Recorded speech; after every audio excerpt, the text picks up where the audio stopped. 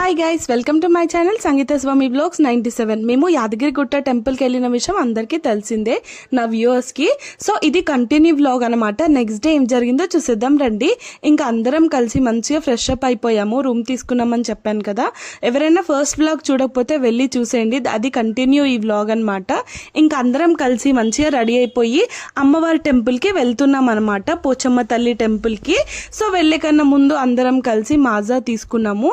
So 2 litres Maaza తీసుకొని కొంచెం mixture తీసుకొని ఆకులో వేసుకొని తిన్నాము. సూపర్ మెమరబుల్ అనిపించింది. ఇక్కడ ఒక చిన్న టెంపుల్ ఉంటుంది, ఉప్పలమ్మ తల్లి అని. సో ఇంకా అమ్మవారి దగ్గర కూడా వచ్చి కొబ్బరికాయ కొట్టి ఇంకా హారతి, అగరబత్తిలు అండ్ పసుపు కుంకుమ అంతా వేసేసారు మమ్మీ వాళ్ళు. సో మమ్మీ అక్కడ నుంచి బొట్టు తీసి అందరికీ పెడుతుందనమాట ఇక్కడ.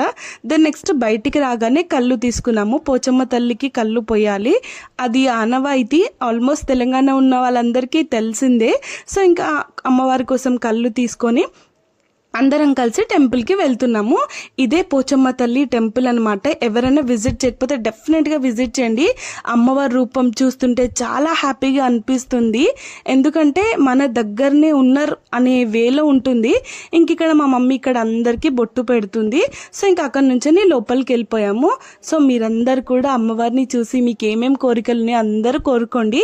నేను కూడా మీ అందరి కోరికలు డెఫినెట్గా నెరవేరాలని అమ్మవారిని మొక్కుకుంటాను. సో ఇంకా మా మమ్మీ ఇక్కడ కళ్ళు ఉంచేసి అమ్మవారికి ఫ్లవర్స్ అన్నీ పెట్టేసింది. ఇంకా బయట ఇలా కోడి కోసారనమాట. సో ఇంకా కోడి కోసిన తర్వాతకి అక్కడ నుంచి కొంచెం ముందుకు వెళ్తే లక్ష్మీ నరసింహస్వామి పాదాలు ఉంటాయి. అది కూడా ఒక చిన్న టెంపుల్లా ఉంటుంది. ఎవరైనా విజిట్ చేయకపోతే చేసేసేయండి. సో ఇదే అన్నమాట, సాక్షాత్ లక్ష్మీ నరసింహస్వామి అండ్ లక్ష్మీ తల్లి అక్కడ ఉంటుంది. సో ఇలా తులసి మాలలతో డెకరేషన్ చేస్తారు. మంచిగా కొబ్బరికాయ కొట్టేసి ఇంకా అక్కడ నుంచి కొంచెం ముందుకు రాగానే గుట్ట ఉంటుంది. ఆ గుట్ట మీద కూర్చుని ఇంకా అక్కడ నుంచి మళ్ళీ రూమ్కి వెళ్ళిపోయాము.